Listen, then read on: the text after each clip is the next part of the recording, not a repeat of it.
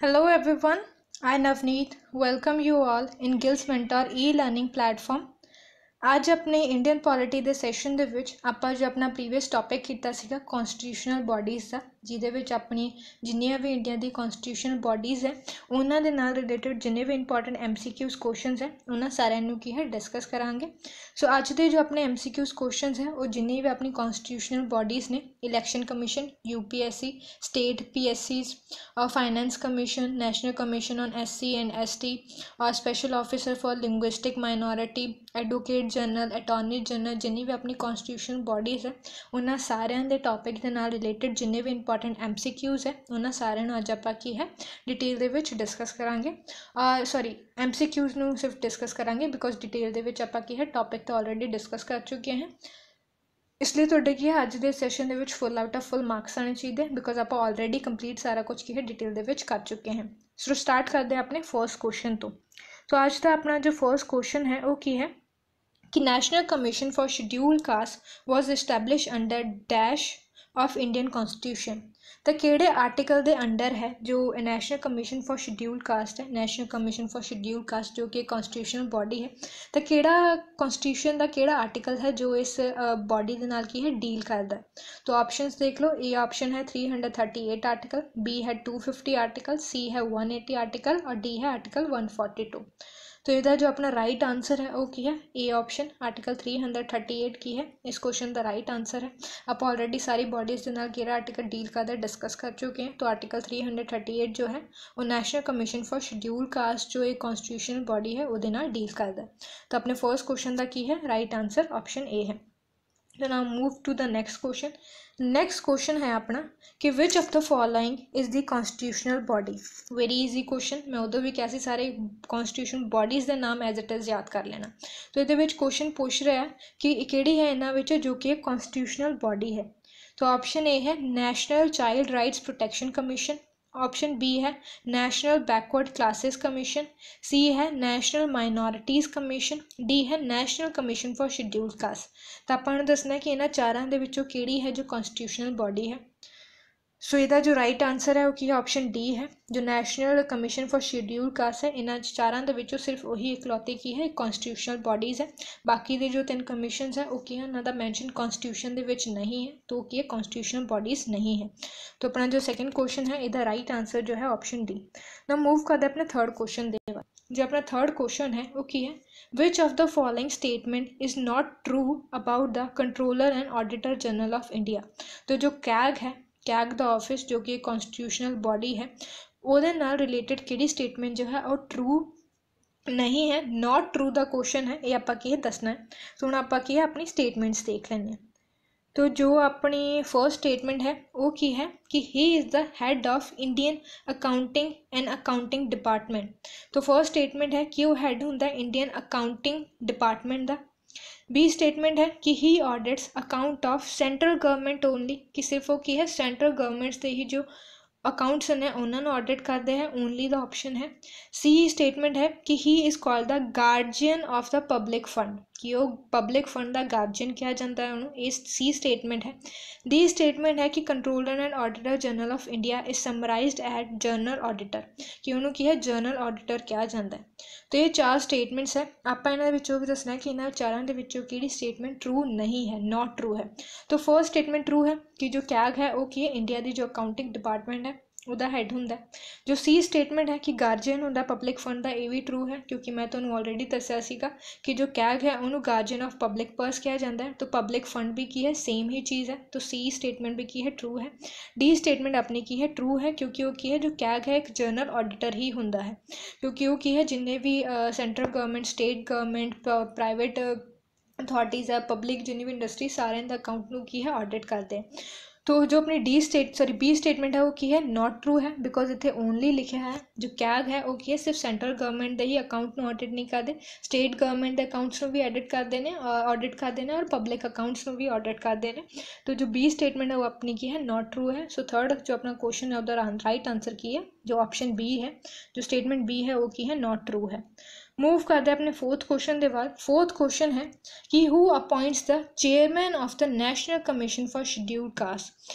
तो जो national commission होंदी है शेड्यूल कास्ट की वो चेयरमैन ਨੂੰ कौन अपॉइंट करता है तो ਇਹਦਾ ऑप्शन देखने की भी लोड़ नहीं हैगी डायरैक्टली आंसर करो सारा कुछ डिटेल ਦੇ ਵਿੱਚ ऑलरेडी ਕੀਤਾ ਹੋਇਆ चारे ऑप्शंस ਨੂੰ देख के जल्दी दसो कि इन्हां दे विचों कौन है जो कि चेयरमैन ਨੂੰ अपॉइंट करते हैं national commission of schedule caste के चेयरमैन ਨੂੰ कौन अपॉइंट करता है तो इसका जो राइट आंसर है वो की है प्रेजिडेंट को ही पावर होंगी है वही national commission of schedule caste schedule tribes के चेयरमैन को की है अपॉइंट करता है तो इस क्वेश्चन का जो राइट आंसर है वो की option A president is the right answer move करते हैं नैक्सट क्वेश्चन के वाल नैक्सट क्वेश्चन है कि who conducts the appointment of the controller and auditor general of India तो जो controller and auditor general of India होंगे उसकी भी अपॉइंटमेंट है कौन कंडक्ट करते हैं मीनस उन्होंने भी कौन अपॉइंट करते हैं कंडक्ट करते हैं ऑप्शंस देख लेने ये भी वैसे आना चाहिए ऑप्शन देखने की लोड़ नहीं पैनी चाहिए क्योंकि सारा कुछ डिटेल दे विच कीता होया तो ए है फाइनेंस मिनिस्टर बी ऑप्शन है प्रेजिडेंट ऑफ इंडिया सी है पार्लियामेंट और डी है प्राइम मिनिस्टर तो कैग नू कौन अपॉइंट करता है तो वो अपॉइंट करते हैं प्रेजिडेंट कैग नू भी अपॉइंट करने की पावर की है प्रेजिडेंट को होंगी है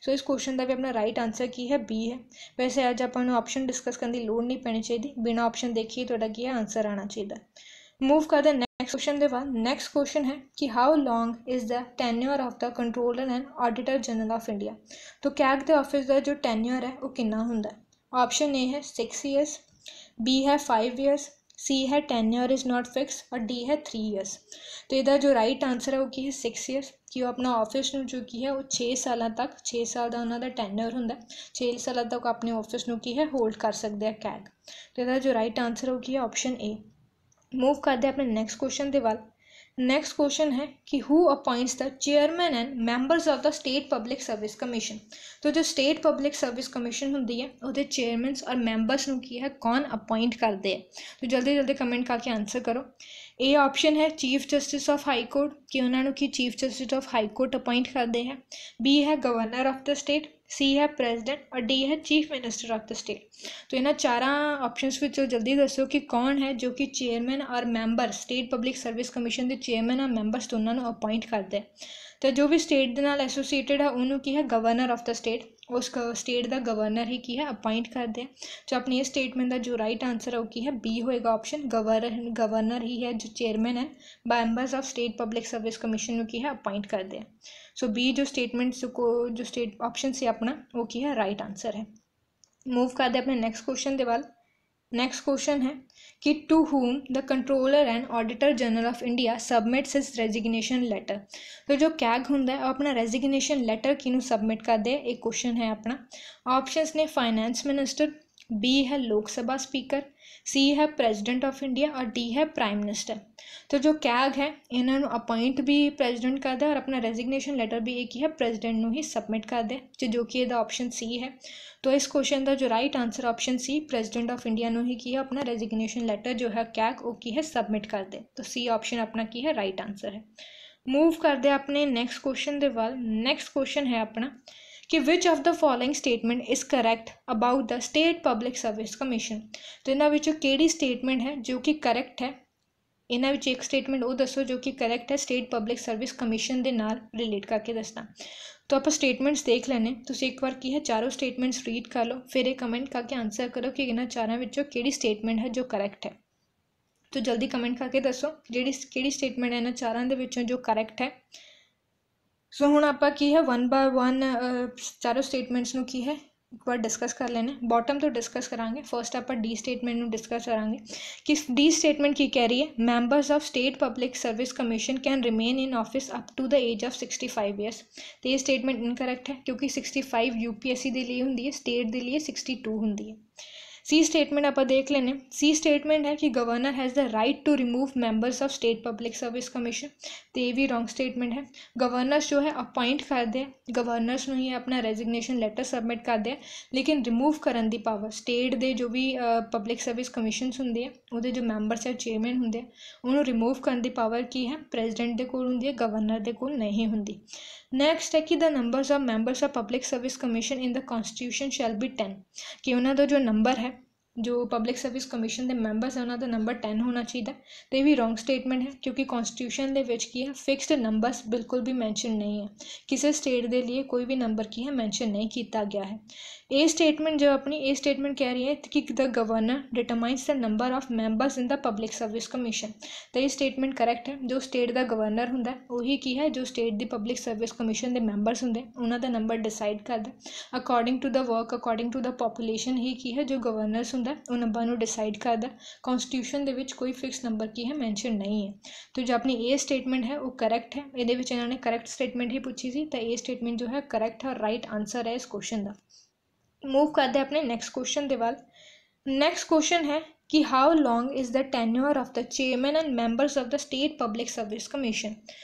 तो स्टेट पब्लिक सर्विस कमीशन के चेयरमैन और मैंबर्स का टेन्योर कितना होंदा है। बहुत ईजी क्वेश्चन, जल्दी कमेंट करके आंसर करो कितना होंदा। ऑप्शन देखने की लोड़ भी नहीं पैनी चाहिए, इतने ऑप्शनस भी नहीं होने चाहिए, फिर भी थोड़ा सही आंसर होना चाहिए। तो इसका जो राइट आंसर है वो की है ऑप्शन सी 6 ईयर्स की है राइट आंसर है। उन्होंने की है 6 साल तक अपना 6 साल का टेन्योर तक अपना ऑफिस होल्ड कर सकते या फिर उन्होंने मैक्सीमम एज होंगी 62 तक। दोनों में जो भी पहला हो या तो पर्सन 62 ईयर्स का अगर हो गया तो भी वो रिटायर्ड है, अगर उन्होंने ऑफिस के 6 साल हो गया तो भी वो की है रिटायर्ड है। तो इस क्वेश्चन के टेन्योर ईयर्स के वाइज पूछा गया सी तो 6 ईयर्स है जो कि की है राइट आंसर है। मूव करते हैं नैक्सट क्वेश्चन के बाद। नैक्सट क्वेश्चन है कि which of the following is a constitutional body. Very easy question, इन्होंने विचों केड़ी है जो कि कॉन्स्टिट्यूशनल बॉडी है। एक क्वेश्चन है। ए है इलेक्शन कमीशन, बी ऑप्शन है फाइनेंस कमीशन, सी ऑप्शन है national commission for schedule cast और डी है ऑल द अबव। तो बहुत ईजी है, इसका आंसर की है ऑल द अबव। तीनों ही election commission, finance commission, national commission for schedule caste, schedule tribes, UPSC, state PSC, ये सारियां की है कॉन्स्टिट्यूशनल बॉडी है। तो इस क्वेश्चन का जो राइट आंसर हो की है ऑप्शन डी।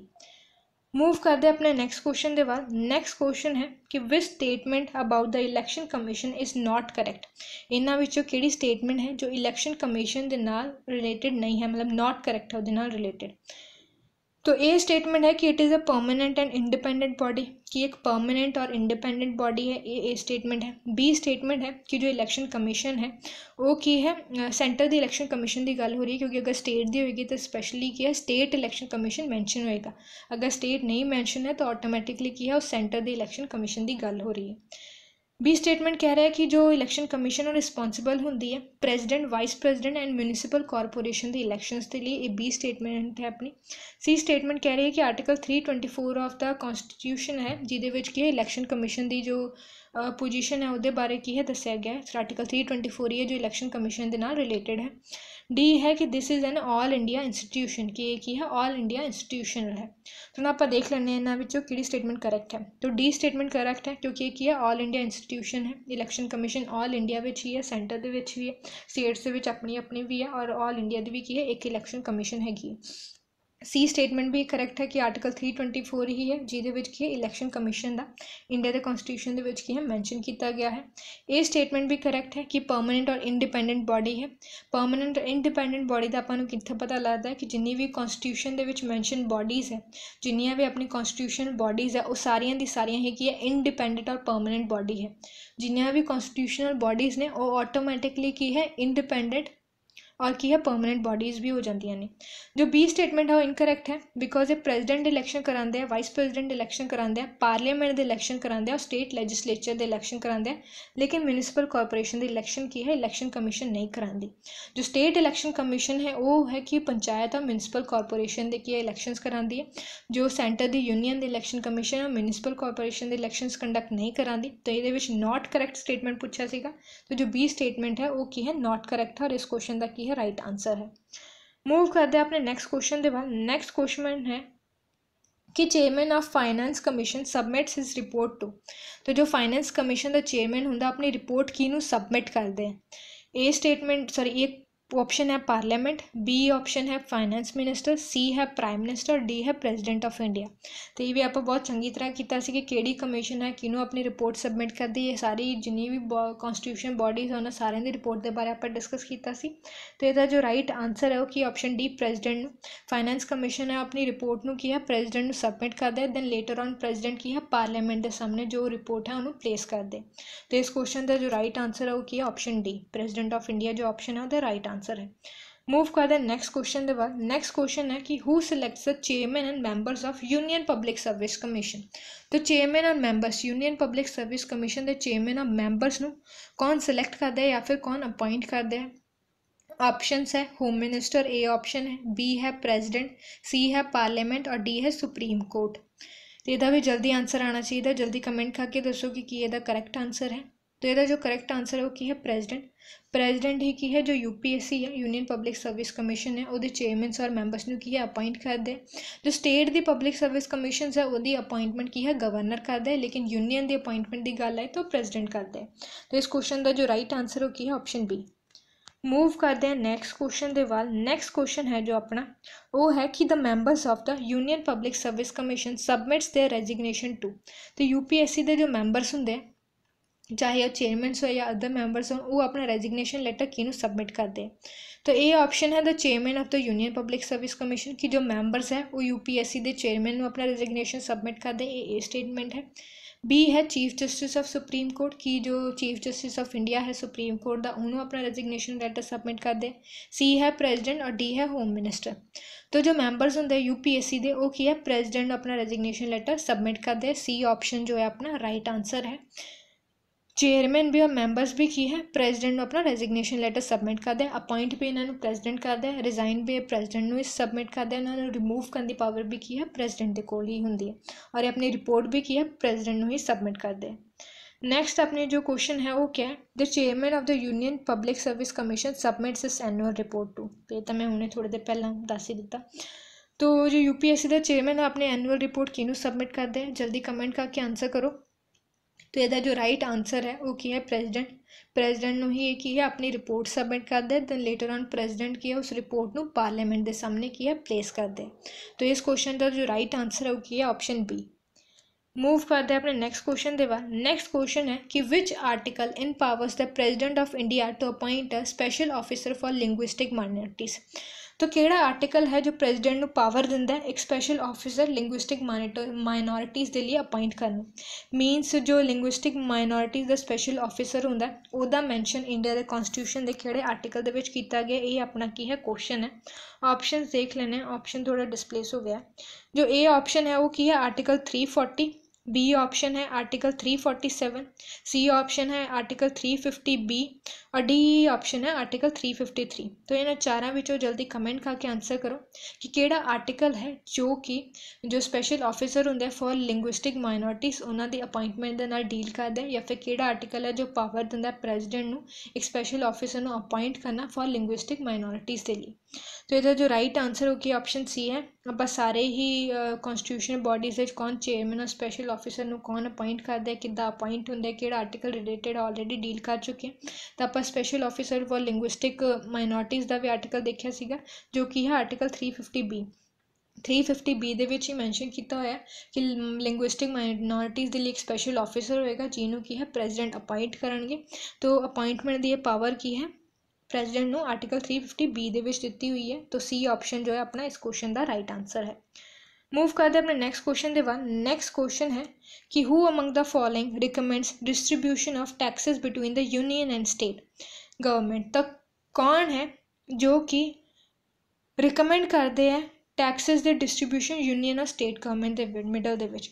तो टैक्सेस का डिस्ट्रीब्यूशन होंदा है यूनियन और स्टेट गवर्नमेंट के विच। तो एक किहड़ी बॉडी है जो कि रिकमेंड करती है इस डिस्ट्रीब्यूशन रिकमेंडेशन की गल हो रही है। इस जो ऑप्शन है वो क्या है फाइनेंस मिनिस्टर, कि फाइनेंस मिनिस्टर रिकमेंड करते हैं distribution of taxes between union and state government.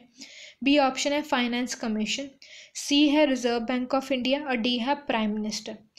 तो ये भी आप जो फाइनेंस कमीशन के आप फंक्शनस और पावर्स की गल की सी, तो आप डिस्कस किया। तो फाइनेंस कमीशन होंगी है जो कि रिकमेंड करती है distribution of taxes between union and state government.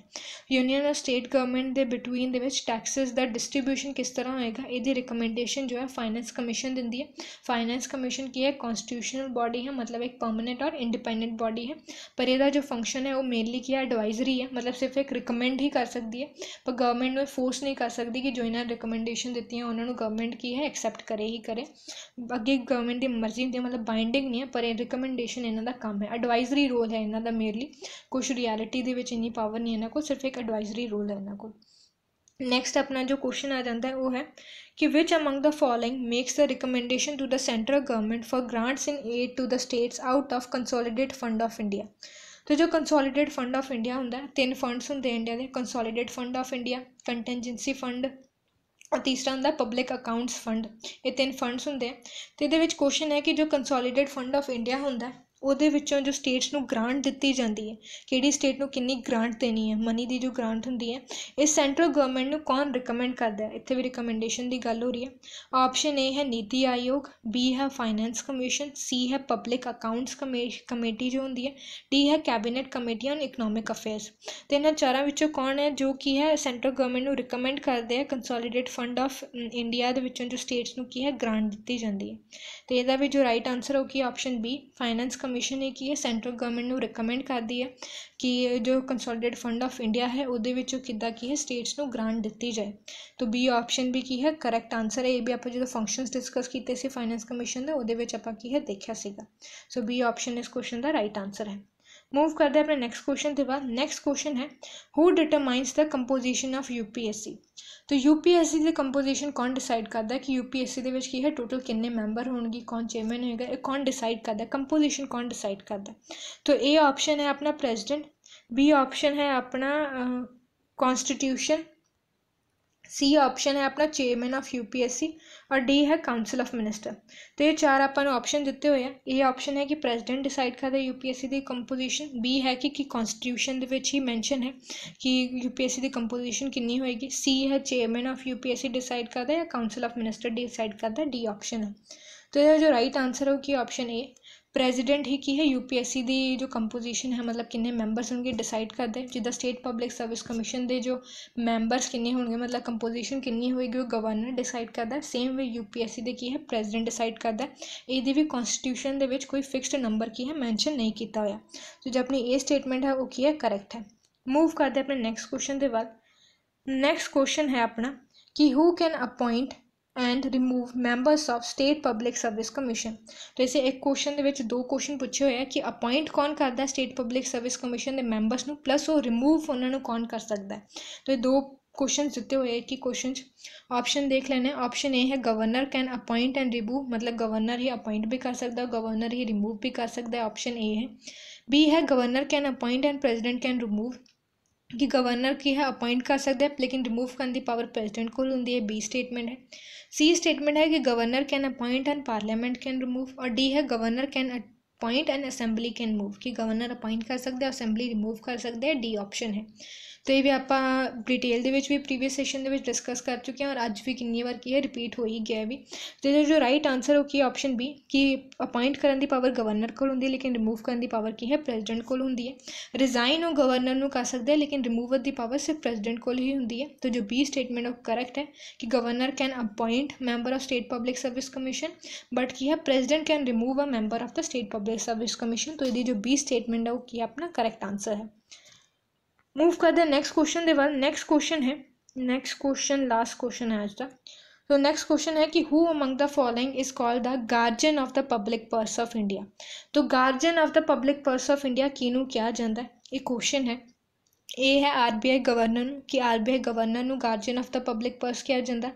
B है कैग नू controller and auditor general of India, CAG नू किया जाता है। सी है सुप्रीम कोर्ट नू, डी है यूनियन फाइनेंस मिनिस्टर नू कि फाइनेंस मिनिस्टर नू गार्जियन ऑफ पब्लिक पर्स किया जाता है। तो ये 4 ऑप्शनस ने। ये भी जो प्रीवियस सैशन के मैं तुम्हें अलग तो मैंशन किया क्वेश्चन आ चुके ऑलरेडी कि गार्जियन ऑफ पब्लिक पर्स कौन है, क्वेश्चन ऑलरेडी आ चुके उदों भी मैंशन किया। तो जल्दी कमेंट करके इहदा की है राइट आंसर दसो। तो ये जो राइट आंसर है वो की है बी ऑप्शन, कैग जो है द राइट आंसर है। जो controller and auditor general of India होंदा उन्होंने की है गार्जियन ऑफ पब्लिक पर्स किया जाता है। तो इस क्वेश्चन का जो राइट आंसर ऑप्शन बी है। तो अज दे अपना ये सीगा लास्ट क्वेश्चन। अज के लिए इन्ने ही क्वेश्चन अपने टोटल अपने मैनू मार्क्स दस देना। कोई से क्वेश्चन कोई डाउट है तो भी कमेंट करके पूछ लेना तुसी।